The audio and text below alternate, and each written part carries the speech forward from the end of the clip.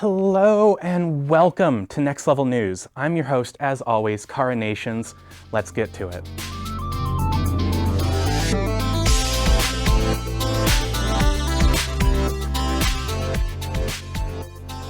The Super Mario Bros. Movie has just finished up their first week in theaters, pulling in a staggering $377 million globally.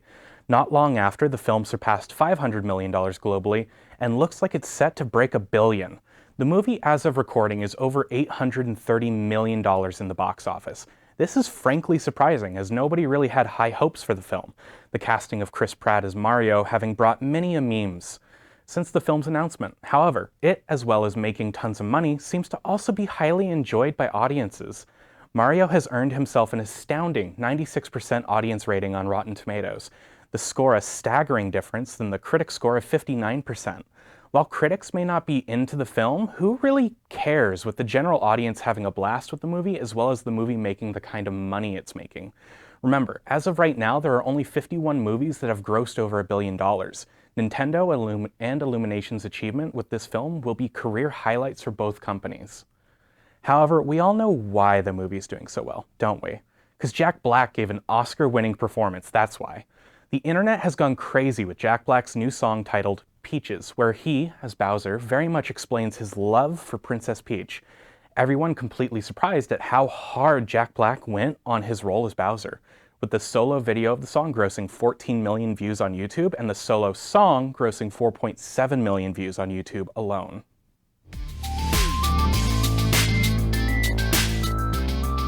So Marvel has announced their latest foray into the gaming industry. Their newest project is, of course, a mobile game. The game is called Marvel Move. The game is not really a game though, and more of a workout companion app where the user can listen to exciting running instructions from various Marvel heroes. Imagine you're on mile 6 of your jog and the Hulk is telling you to move your puny ass.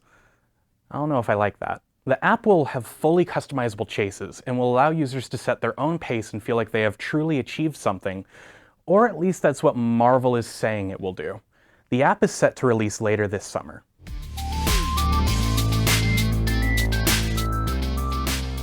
Nintendo can't help but treat people named Bowser like shit. In February of 2022, Gary Bowser was sentenced to 40 months in prison for helping run a hacking business that reportedly had targeted Nintendo multiple times. Well, Bowser is now getting out of prison on good behavior, but his punishment's not over, as now Bowser has to give Nintendo 25% to 30% of his monthly gross income for essentially the rest of his life. Gary, along with his prison sentence, also was declared to owe Nintendo $10 million. But don't worry, Bowser was able to pay down some of his debt while in prison. A whole $175 of it. Yeah, it's gonna take him a while. Many are speculating that Bowser is essentially indebted to Nintendo for the rest of his life. This fact has left a lot of bad tastes in people's mouths as they question if the punishment fits the crime. So long, gay Bowser.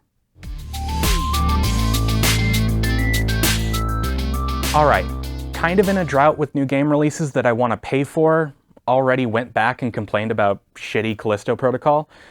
I just need a freebie this week. Something fun and light. It's my birthday and I just kind of want to talk about Final Fantasy XIV. This is going to be less of a review and more a new player's perspective on the game. Final Fantasy XIV is an odd duck. The game infamously flopped upon release and took an entire soft reboot and total overhaul of the game for it to find an audience. Since then, Final Fantasy XIV has steadily become the only major competitor to MMO titan World of Warcraft. After 4 expansions since the relaunch in 2013, Final Fantasy easily makes itself different from the others with its job system and its fluid transfer between roles. Its focus on storytelling also pushes itself away from the rest of the pack with its consistent story threads it creates between the main story and then the side stories of the various jobs available to play. The only MMO that I can say is better than it at storytelling is Star Wars The Old Republic with its fully voice-acted storytelling. As a new player though, before I get into how the game feels to play, let me tell you how it feels to purchase. It sucks. FF14 is an old MMO. Its initial launch was all the way back in 2010, with its relaunch being in 2013. The game's systems that work to manage your account are awful. The Transmog Station account management site is garbage. The licensing and ownership of content is also garbage. I played the game a long time ago, back when it first relaunched. Since then, I have not touched it for like 8 years. At that time, my Steam account seemingly lost access to its access key. No problem, I'll buy a new one for $20 and attach it to my Steam account. Oh wait, I can't because Steam already says I own the game. So I own it, but when I try to launch the game through Steam, Final Fantasy says I need to buy a key. But I can't buy a key because Steam already says I own it. You see the problem for me? After trying to pick up the game for 8 years, I even shelled out money for the latest expansion, Endwalker, as I thought maybe if I got a new key for the expansion, I would be able to play. Nope, I still needed the $20 base game key that Steam said I already owned. I had to download the FF14 client by itself to play the game, as well as buying a new $20 key for a product I already owned. The process was beyond frustrating, and when I went to migrate to a new computer, I had even more trouble getting the game to understand that I had access to the game.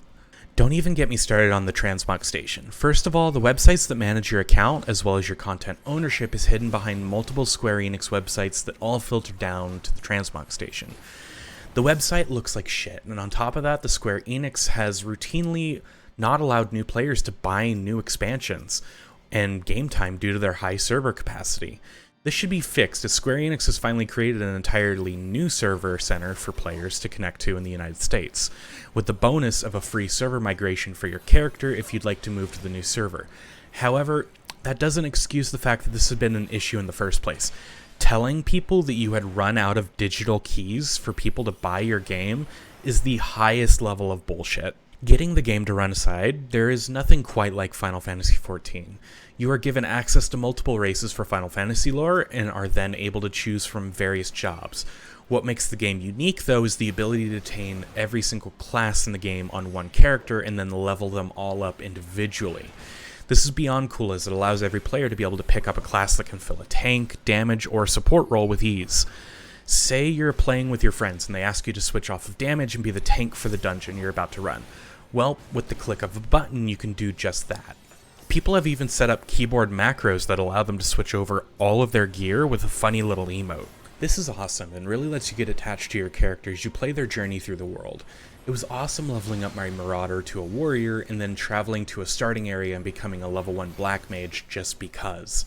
My most fun came when I discovered the Red Mage, a badass caster class that also could get up and close and personal and kick the ass of enemies with a sword. I love the ebb and flow of this job. It is beyond fun and works well as a sort of support DPS due to its ability to also heal and revive other players. Don't even get me started on the Blue Mage, the class that changes the game entirely into something unique. Blue Mage has you as the player battle enemies to then steal their moves and be able to use those moves from then on. Blue Mage is broken fun. Final Fantasy XIV has been a blast to play. While I'm easily several hundred hours from being caught up with the game, it has easily been one of the highlights for me in the past year. I highly recommend picking up the game and trying out the free trial. One note though, do not buy any content for the game till you've played through all of Realm Reborn and Heaven's Word content, as once you pay for the game you can no longer play for free on the content that is labeled as free. Beyond that, try out FF14, you might find your new game to grind through this year. And that will do it for Next Level News. As always, I'm your host, Coronations. We'll see you next time on Next Level News.